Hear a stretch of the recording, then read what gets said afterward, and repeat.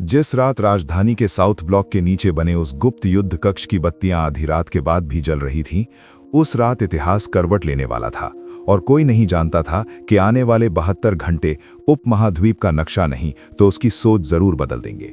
घड़ी की सुइयां 12:57 पर अटकी थीं। कमरे में बैठे प्रधानमंत्री आर्यवीर सिंह की आंखों में नींद नहीं, सिर्फ आग थी। उनके सामने तीनों सेनाओं के प्रमुख, राष्ट्रीय सुरक्षा सलाहकार, खुफिया एजेंसी के मुखिया और रणनीतिक कमांड के अधिकारी खड़े थे।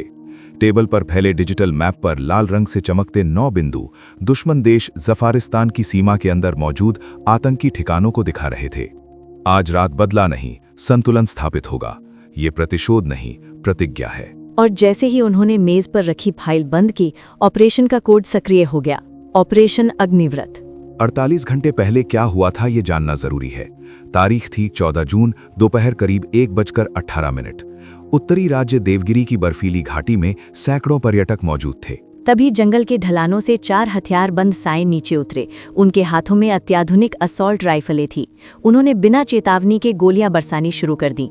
चीखें, भगदड़, खून और 29 निर्दोष नागरिक कुछ ही मिनटों में जमीन पर थे। हमलावरों ने वीडियो रिकॉर्ड किया, धार्मिक नारे लगाए और सीमा पार बैठे अपने आकाओं को लाइव फीड भेजी। शाम तक आतंकी संगठन अल हक ब्रिगेड ने जिम्मेदारी ले ली। उन्होंने खुलेआम कहा कि ये हमला उनके मिशन शुद्धि का हिस्सा है।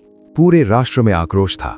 प्रधानमंत्री उस समय विदेश दौरे पर थे, लेकिन खबर मिलते ही उन्होंने दौरा बीच में छोड़ा और सीधे राजधानी लौट आए। रात 10 बजे कैबिनेट सुरक्षा समिति की आपात बैठक बुलाई गई। खुफिया एजेंसियों ने सैटेलाइट इमेज, इंटरसेप्टेड कॉल्स और ड्रोन फुटेज पेश किए।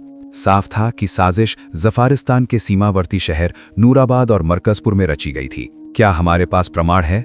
100%। क्या हमारे पास विकल्प हैं? कमरे में सन्नाटा था। विकल्प नहीं, अवसर है।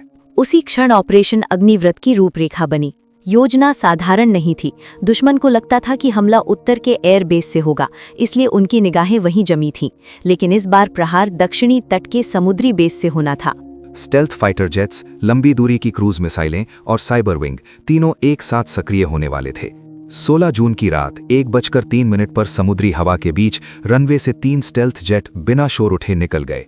उनके साथ समुद्र में तैनात विध्वंसक पोत से 2 लंबी दूरी की मिसाइलें लॉन्च हुईं। उसी समय साइबर कमांड में दुश्मन के एयर डिफेंस नेटवर्क में घुसपैठ कर रेडार स्क्रीन पर नकली सिग्नल भर दिए। नूराबाद के आतंकी मुख्यालय पर पहली मिसाइल गिरी। धमाका इतना सटीक था कि आसपास की आबादी सुरक्षित रही, लेकिन कमांड सेंटर ध्वस्त हो गया। मरकजपुर के प्रशिक्षण शिविर में दूसरी और तीसरी मारक स्ट्राइक हुई। 11 मिनट के भीतर 9 लक्ष्य भस्म। जेट्स बिना सीमा के अंदर गहराई तक गए, लौट आए। ये गैर सैन्य, सटीक और आत्मरक्षा में की गई कार्रवाई थी। दुनिया भर में हलचल मच गई। जफारिस्तान ने आरोप लगाया कि उनके संप्रभु क्षेत्र का उल्लंघन हुआ है, लेकिन उनके अपने नागरिक सोशल मीडिया पर पूछ रहे थे कि उनके शहरों में आतंकी ढांचे क्यों थे। बौखलाहट में जफारिस्तान ने जवाबी ड्रोन हमले की कोशिश की, लेकिन आर्य देश का मल्टीलेयर एयर डिफेंस पहले से तैयार था। इंटरसेप्टर मिसाइलों ने हवा में ही दुश्मन ड्रोन के टुकड़े कर दिए। कुछ घंटों के भीतर सीमित हवाई झड़प हुई। आसमान में तेज रफ्तार लड़ाकू विमानों की डॉग फाइट। आर्य देश के पायलटों ने संयम और कौशल दिखाया। 2 दुश्मन जेट पीछे हटे, एक आपात लैंडिंग को मजबूर हुआ। तनाव चरम पर था। वैश्विक शक्तियां मध्यस्थता में जुटी। जब तक आतंक संरचना नष्ट नहीं होती, शांति अधूरी है। अगले 48 घंटों में खुफिया इनपुट आया कि देवगिरी हमले के मास्टरमाइंड अभी जीवित हैं और सीमा पार जंगलों में छिपे हैं। तब शुरू हुआ ऑपरेशन का दूसरा चरण, अग्निव्रत 2। विशेष बलों की एक टुकड़ी को रात के अंधेरे में एयर ड्रॉप किया गया। पहाड़ी दर्रों से होते हुए वे लक्ष्य तक पहुंचे। 36 घंटे की tracking, thermal drone, silent communication. आखिरकार एक परित्यक्त गोदाम में घेराबंदी, चेतावनी दी गई, जवाब में गोलियां चली। मुठभेड़ 17 मिनट चली।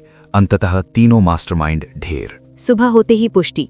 देश में राहत और गर्व की लहर। हम युद्ध नहीं चाहते, पर अन्याय भी स्वीकार नहीं। ऑपरेशन अग्निव्रत ने सिर्फ ठिकाने नष्ट नहीं किए, बल्कि ये सिद्ध किया कि रणनीति, संयम और संकल्प साथ हों तो जवाब भी संतुलित और निर्णायक हो सकता है। लेकिन कहानी यही खत्म नहीं होती, क्योंकि असली लड़ाई सीमाओं पर नहीं, विचारों में होती है। और आर्य देश ने तय कर लिया था कि वो अपनी सीमाओं की रक्षा के साथ साथ अपने नागरिकों के विश्वास की भी रक्षा करेगा। क्या जफारिस्तान सच में सबक सीखेगा? क्या क्षेत्र में स्थायी शांति आएगी, या फिर ये सिर्फ शुरुआत है एक बड़े बदलाव की? ये तो समय बताएगा। लेकिन 16 जून की वो रात इतिहास में दर्ज हो चुकी है, जब एक राष्ट्र ने चुप्पी नहीं, संकल्प चुना और अग्निव्रत की ज्वाला से आतंक के अंधकार को चीर दिया। अगर आपको ये कहानी रोंगटे खड़े कर देने वाली लगी तो जुड़े रहिए, क्योंकि अगली कहानी में हम बताएंगे उस गुप्त साइबर युद्ध की दास्तान जिसने बिना गोली चलाए दुश्मन की अर्थव्यवस्था हिला दी थी। जय राष्ट्र। जय राष्ट्र।